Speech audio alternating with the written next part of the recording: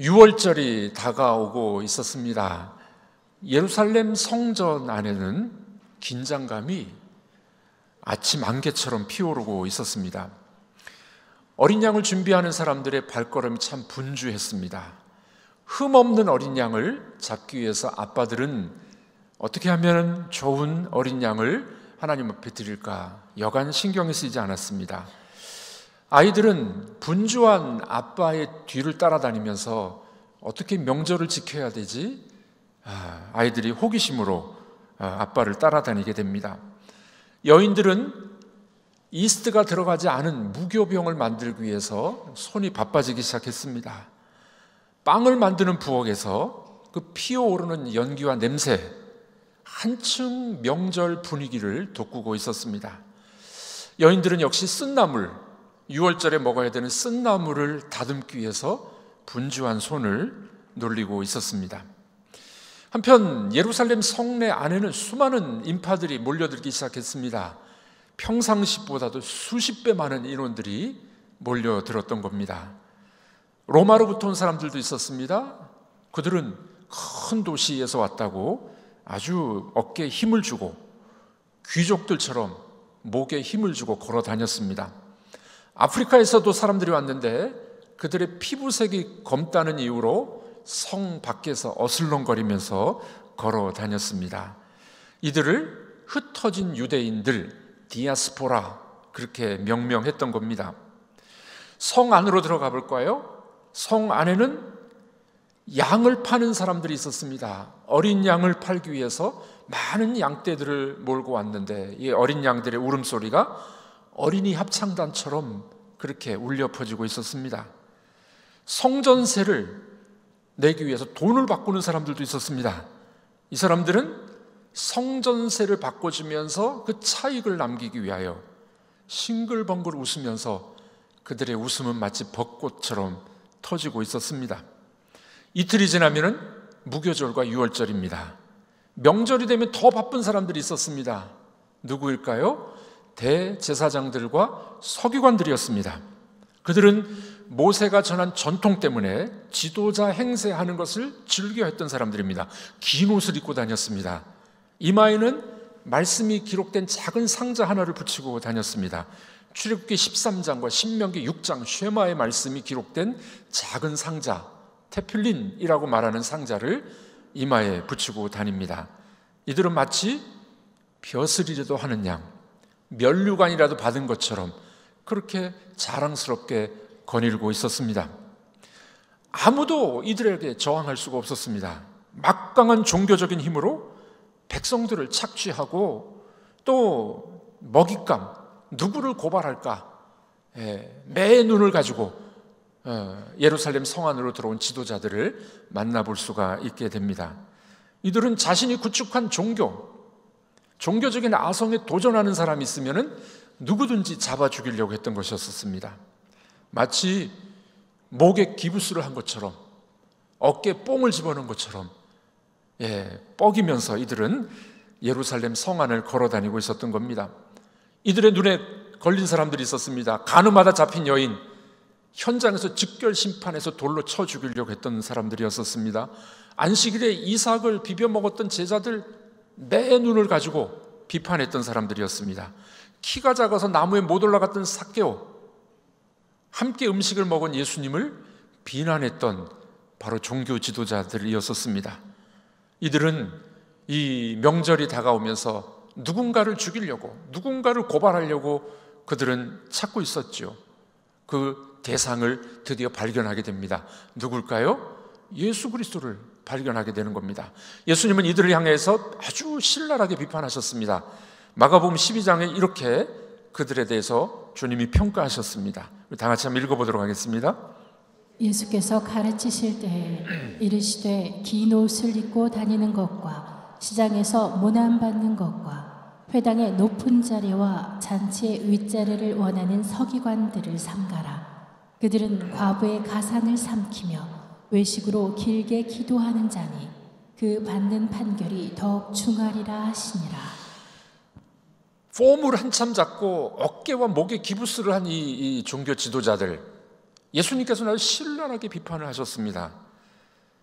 이들은 예수님의 비판을 들으면서 예수님을 먹잇감으로 포착하게 되는 것이었죠. 예수 그리스도가 뭐라고 이야기했습니까? 예수와 하나님은 하나다. 신성모독죄를 지었다. 참남죄를 지었다. 예루살렘 성전을 허물면 3일 만에 다시 세우리라고 주님 말씀하셨는데 이것을 비판하게 됩니다.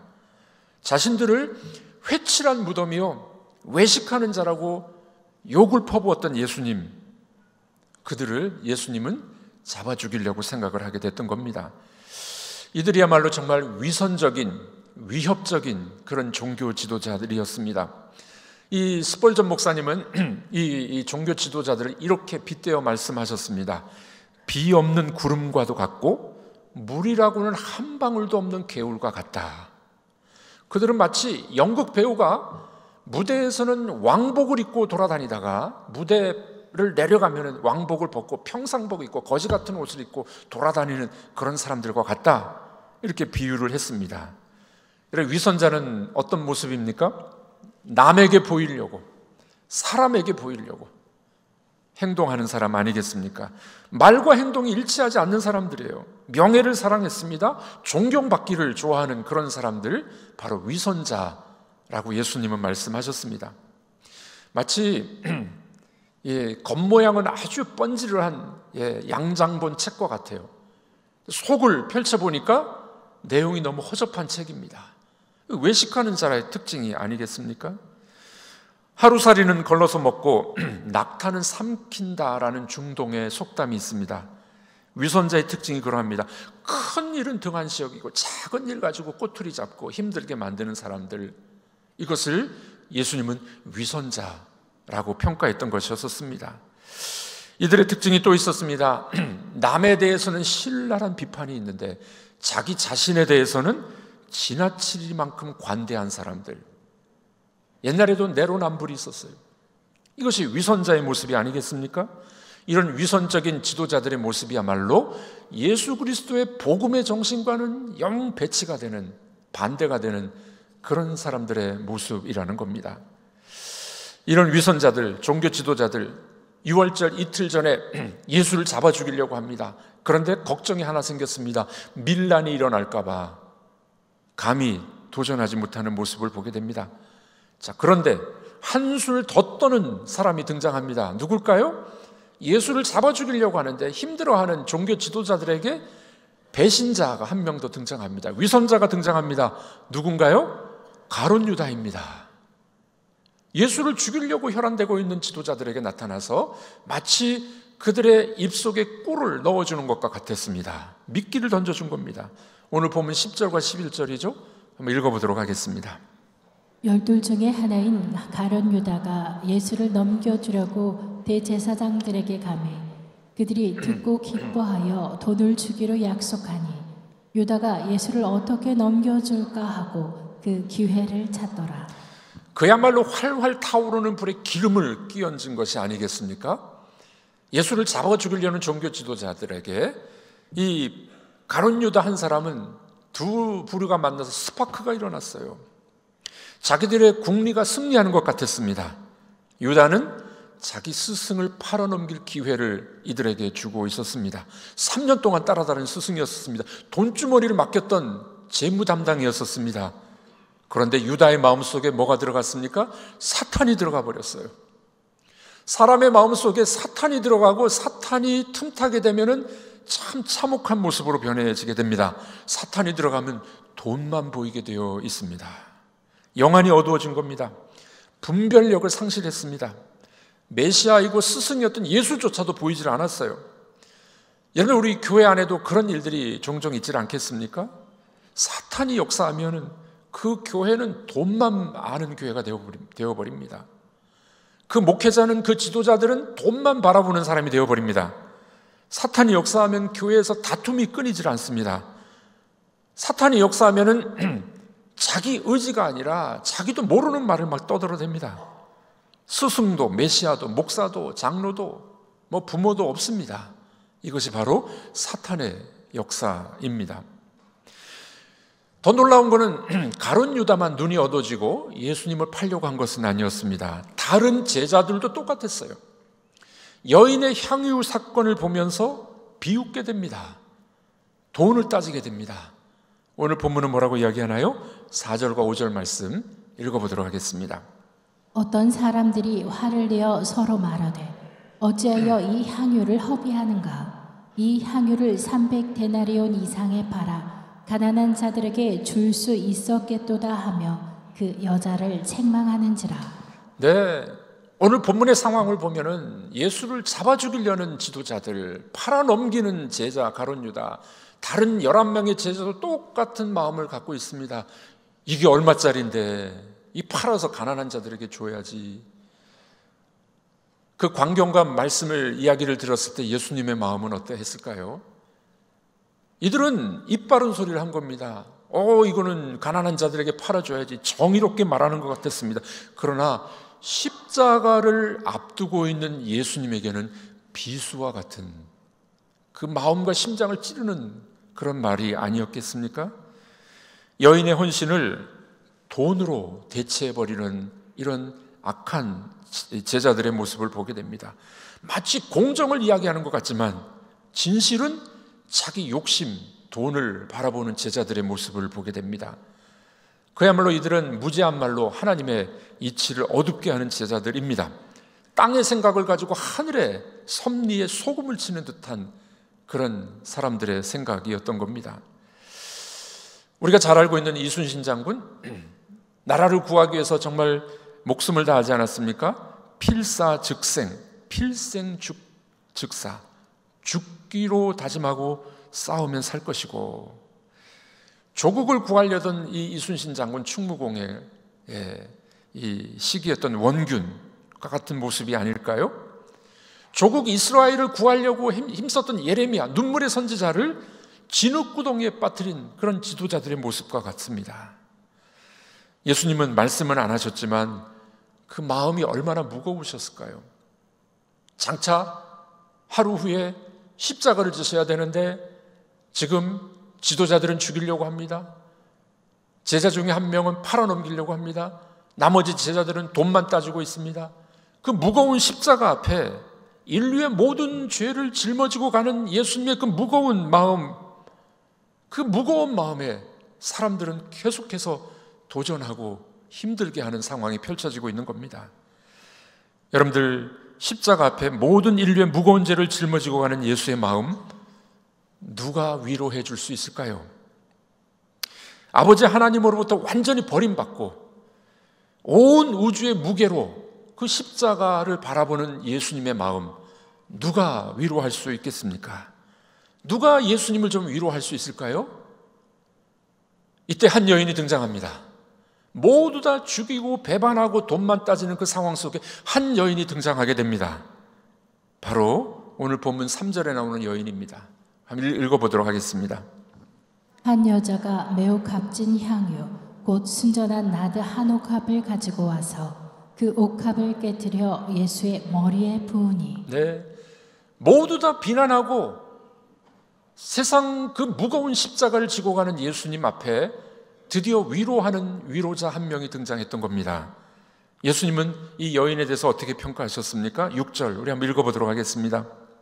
예수께서 이르시되 가만두라. 너희가 어찌하여 그를 괴롭게 하느냐. 그가 내게 좋은 일을 하였느니라. 이 여인의 향유 사건을 뭐라고 평가하셨습니까? 내게 좋은 일을 행했다. 내게 좋은 일을 행했다. 선한 일, 아름다운 일을 행했다. 이렇게 예수님은 평가하십니다. 여러분들, 이 여자의 행한 일은 이 여자를 비난하는 자들의 악한 행위와 비교되는 선한 일이요 아름다운 일이었습니다. 예수님의 제자들과 종교 지도자들은 죽이려고 했습니다. 돈만 따졌습니다. 그러나 이 여인은 자기의 가장 귀한 것을 드리면서 선한 일, 좋은 일, 아름다운 일을 예수님께 보여주는 것을 우리는 보게 됩니다. 이 여인의 행위가 아름다운 이유가 또 뭘까요? 악한 시대, 악한 인생의 틈새에서 시류를 본받지 않는 것입니다. 세상 법칙 따라 살아가지 않는 것이었습니다. 세상과 다른 인생의 모습, 주님은 그것을 아름다운 일이다, 선한 일이다 이렇게 평가하셨습니다. 그래서 이 여인의 헌신은 어떻게 해요? 오고 오는 세대에 영원히 기념이 되고 영원히 기억될 만한 사건이야. 그렇게 주님은 평가해 주셨습니다. 사랑하는 성도 여러분, 이 세상이 악하다고 나도 더불어서 악한 일을 행하시겠습니까? 세상이 이기적이라고 나도 이기적으로 살아가시겠습니까? 아니면 세상은 그렇다 할지라도 나만은 다른 인생을 살겠다고 여러분들은 다짐하고 계십니까? 바울 사도는 이렇게 권면했습니다. 이 세대를 본받지 말라. 그리고 하나님의 선하시고 기쁘신 뜻이 무엇인지 분별하여 하나님의 기쁨이 되라 말씀하지 않았습니까? 여러분들 그렇습니다. 누가 영원한 감사와 영원한 기쁨을 주님께 드릴 수가 있겠습니까? 바로 선한 일, 아름다운 일을 한 이 여인과 같은 마음, 그런 마음이 우리에게도 필요한 줄로 믿습니다. 이 주인공 마리아는 옥합을 깨트려서 주님 앞에 부어드리게 됩니다. 당시 팔레스타인은 이런 관습이 있었다고 합니다. 손님이 오면은 손님의 내방시 머리에다가 향유 한두 방울 떨어뜨렸어요. 그것도 참 최대한의 예의였습니다. 한두 방울만 떨어뜨려도 최대한의 예의였는데 이 여인은 어떻게 해요? 전체를 깨트려가지고 예수의 머리에 붓게 됐던 것을 보게 됩니다. 마리아는 옥합을 열어서 향유 전부를 주님께 드리게 됩니다. 이 정도면 최고의 헌신 아니겠습니까? 그 당시 최고의 뉴스거리였을 것입니다. 1년치 월급이었습니다. 이 가난한 여인이 1년치 연봉을 예수님께 부어드리는 사건이 바로 오늘 향유 사건인 것입니다. 이것을 뭐라고 이야기합니까? 전적인 헌신, 전적인 헌신입니다. 전부를 통째로 드리는 헌신입니다. 그래서 8절은 뭐라고 이야기합니까? 그가 힘을 다하여 내 몸에 향유를 부었다. 예수님은 이 여인의 이 사건을 뭐라고 평가합니까? 그녀가 힘을 다하여 전부를 내게 부었다. 이런 헌신을 예수님께서는 기억하시고 오고 오는 세대에 이 여인이 기념이 될 거야 라고 평가하셨습니다. 랄프 마틴이라는 신학자가 있는데 이분은 이런 이야기를 합니다. 오늘 이 여인의 향유 사건을 뭐라고 이야기하냐면 아주 상징적이요 극적인 신학적 행동이다. 왜 그런지 아십니까? 구약 성경에, 구약에 보면 기름 붓는 사건이 있습니다. 왕, 제사장, 선지자에게만 기름을 붓습니다. 기름을 붓고 공직에 나갈 수 있도록 했던 것이었습니다. 뿐만 아니라 궁극적으로 인류의 구원자 메시아가 오면은 메시아 그리스도의 이름의 뜻이 기름 부음 받은 자입니다. 메시아에게 기름을 붓겠다고 말씀하셨습니다. 그러므로 이 여인이 기름을 부었다는 사건은 예수 그리스도를 왕이요, 선지자요, 메시아, 제사장으로 인정하고 예수 그리스도에게 기름을 부어준 겁니다. 다른 말로 말하면은 이 사건은 예수 그리스도의 대관식이에요. 왕으로서 인정해드리는 대관식. 아무도 해주지 않았지만 다 팔아넘기려고 했지만 이 여인만은 그 예수를 알았던 겁니다. 그리고 그 여인은 예수님의 머리에 기름을 부음으로 왕의 대관식을 치루어줬던 겁니다. 신약시대에 예수를 십자가에 못 박히는 메시아로 알았던 첫 번째 사람이 바로 이 여인이었던 것입니다. 이 왕과 제사장과 선지자는 취임할 때도 기름 부음을 받았지만 또 한 번 있습니다. 죽을 때 역시 기름 부음을 받게 됩니다. 장례식 때 시체에 기름을 부어서 장례를 치렀던 이 때가 있었습니다. 예수님은 이 여인의 사건을 그렇게 평가하신 겁니다. 내가 죽는 것을 알고 내 장례를 예비한 여인이야. 이 여인이 예수님이 돌아가셨을 때 그 시체에 접근할 수 있었겠습니까? 못 갔을 거예요. 이 여인은 미리 예수님의 장례를 준비하는 마음으로 살아계신 구세주에게 기름을 부어주었던, 사랑의 고백을 했던, 헌신을 했던 그런 여인이라는 것을 우리는 발견하게 됩니다.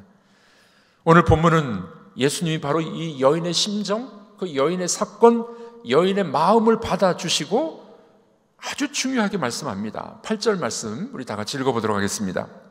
그는 힘을 다하여 내 몸에 향유를 부어 내 장례를 미리 준비하였느니라. 힘을 다하여 내 몸에 향유를 부어서 내 장례식을 예비했다.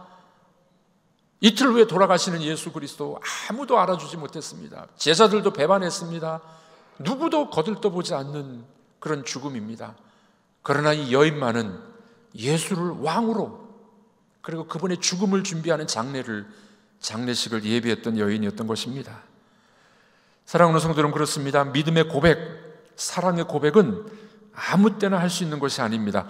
할 수 있을 때 해야 됩니다.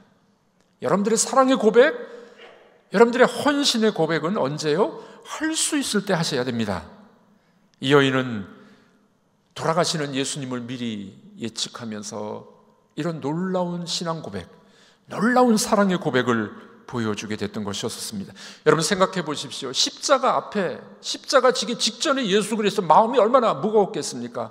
온 인류의 죄를 다 짊어지신 예수 그리스도 중압감으로 힘들어 하셨을 것입니다. 그때 향유를 본 여인의 등장, 주님의 마음을 정말 시원케 해드리고 정말 감동케 하고 주님의 마음을 정말 사랑으로 가득 차게 만들어주지를 않았겠습니까? 그러므로 이 여인의 헌신과 사랑은 오고 오는 세대의 기억이 될 거야, 이렇게 주님은 말씀해 주셨던 겁니다. 그렇다면 사랑하는 성도 여러분, 이제 누가 예수님께 향유를 부어드릴 수 있겠습니까? 이 고난주간, 예수님이 금요일날 십자가상에서 돌아가시는 이 주간인데 이 좋은 헌신과 향유를 이제는 누가 부어드릴 수가 있겠습니까? 누가 그분을 왕으로 대접하겠습니까? 누가 그분의 죽으심을 기념하겠습니까? 누가 주님 앞에 향기로운 향유를 부어드릴 수가 있겠습니까? 바로 우리들입니다. 이제는 우리가 예수님 앞에 향유를 부어드리는 여러분들이 되길 주의 이름으로 축복합니다. 고난주간을 맞이하면서 우리가 해야 될 일이 무엇이 있을까요? 나를 위해서 목숨을 버리신 예수 그리스도, 십자가를 지시고 죽으시는 예수 그리스도를 사랑하며 내가 드릴 수 있는 향유는 무엇이겠습니까? 내가 드릴 수 있는 사랑 고백은 무엇이 될 수가 있겠습니까? 우리는 이 고난주간에 한 끼 금식 운동을 매년 해왔습니다. 우리 사랑하는 성도들이 한 끼 금식 헌금을 드렸는데 수백만 원이 들어왔어요. 어려운 개척교회를 매년 우리가 도와왔습니다. 올해는 여러분들의 한 끼 금식, 그것이 정말 향기가 됐으면 좋겠습니다. 여러분들이 한 끼 금식으로 우크라이나에 있는 전쟁 고아들에게 아름다운 사랑의 선물을 보내는 향유가 되면 어떻겠습니까? 여러분들의 금식과 선물이 온 세계에 퍼지는 향유가 될 것입니다. 우리를 위해서 구원하시기 위해 십자가에 죽으신 주님 정말 감사합니다. 정말 사랑합니다. 저도 주님께 향유를 부어드리겠습니다. 한 주가 되기를 주의 이름으로 축복합니다. 여러분들의 헌신과 향유가 봄꽃의 향기보다 더 향기로운 향기가 될 줄로 믿습니다. 사랑하는 마음, 헌신하는 마음, 주님을 왕으로 대접하는 마음으로 여러분들이 작은 것을 드릴 때 그것이 온 세계에 퍼지는 아름다운 향기가 될 줄로 믿습니다.